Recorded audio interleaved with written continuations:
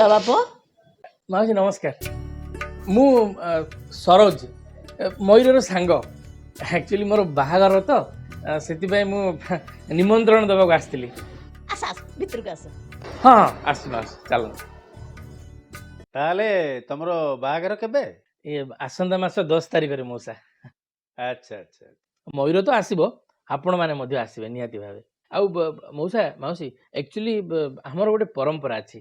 ପରମ୍ପରା ମାନେ ଆପଣମାନେ କିମ୍ବା ଯେକୌଣସି ବ୍ୟକ୍ତି ବିଶେଷ ମୋ ବାହାଘରକୁ ଆସିବେ, ସେମାନେ ଦୟାକରି କୌଣସି ଗିଫ୍ଟ କିମ୍ବା ଟଙ୍କା ନେଇକି ଆସିବେନି କି ଦେବେନି। କେବଳ ଭୋଜି ଖାଇବେ ଏବଂ ଆମମାନଙ୍କୁ ଆଶୀର୍ବାଦ ହିଁ ଦେବେ। ଆରେ ଏଇଟା ତମର ପରମ୍ପରା? ହଁ ବଢିଆ ବଢିଆ। ଏ ପରମ୍ପରା ମୋର ଜେଜେବାପା କରିଥିଲେ। ତାପରେ ମୋ ବାପା ଯେତେବେଳେ ବାହାଲେ ସେଇ ପରମ୍ପରାକୁ ନିଭେଇଲେ। ଆଉ ବର୍ତ୍ତମାନ ମୁଁ ବାହାଉଛି ତ ମୁଁ ଏ ପରମ୍ପରାକୁ କଣ୍ଟିନ୍ୟୁ କରୁଛି। ବହୁତ ବଢିଆ। ଆଉ ଗୋଟେ ପରମ୍ପରା ଅଛି, ଆମେ ଆମ ବାହାଘରରେ ନିମନ୍ତ୍ରଣ କରୁଛୁ ଆପଣମାନଙ୍କୁ ବାହାଘରର ମୁକୁଟ ଦେଇ। ମଉସା ଏଇଟା ଆପଣଙ୍କର ମୁକୁଟ। ହଁ ହଁ ମାଉସୀ ଏଇଟା ଆପଣଙ୍କର ମୁକୁଟ। ନିମନ୍ତ୍ରଣ କଥାଟା ଭୁଲି ଯାଇଥିଲି। ଏଇ ନିଅନ୍ତୁ ନିମନ୍ତ୍ରଣ। ବାହାଘର ନିମନ୍ତ୍ରଣ ଆସନ୍ତା ମାସ 10 ତାରିଖ ଦିନ। ମଉସା ଆସିବେ ଆପଣ। ହଁ।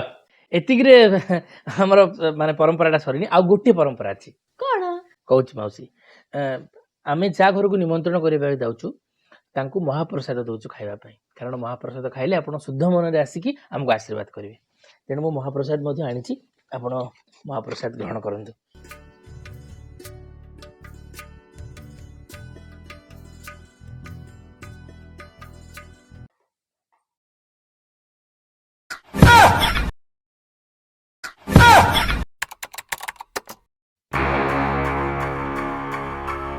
ହେ ଉଠେ, ଶୋଇପଡୁଛ କଣ? ହେ ହେ ଆରେ ମତେ କେ ନିଦ ହେଇଥିଲା।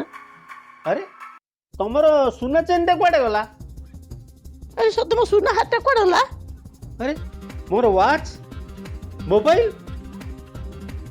ମୋର ମୋବାଇଲ ହେଲା ନାହିଁ। କାଇଁ ଚାଲଲ? ହଁ ହଁ ଚାଲ। ଆରେ ଆମ ଗାଡିଟା କୁଆଡେ ଗଲା? ହଁ ଇଏ ପରମ୍ପରା କହି ମହାପ୍ରସାଦ ବଦଳରେ ନିଶା ଦେଇକି ଆମକୁ ଲୁଟିକି ଚାଲିଗଲା। ହଁ ଆରେ ଆମକୁ ତ ଟୋପି ପିନ୍ଧେଇ ଦେଲା। ଆରେ ଏଇଟା ତାଙ୍କର ପରମ୍ପରା ହେଇଥିବ। ହଁ, ଠକ ମାନଙ୍କର ପରମ୍ପରା। ହଁ, କୌଣସି ଅଜଣା ବ୍ୟକ୍ତିଙ୍କୁ ଘରେ ପୁରାନ୍ତୁ ନାହିଁ। କୌଣସି ଅଜଣା ବ୍ୟକ୍ତିଙ୍କ ଠାରୁ କୌଣସି ଖାଦ୍ୟ ଗ୍ରହଣ କରନ୍ତୁ ନାହିଁ। ସତର୍କ ରୁହନ୍ତୁ, ସାବଧାନ ରୁହନ୍ତୁ।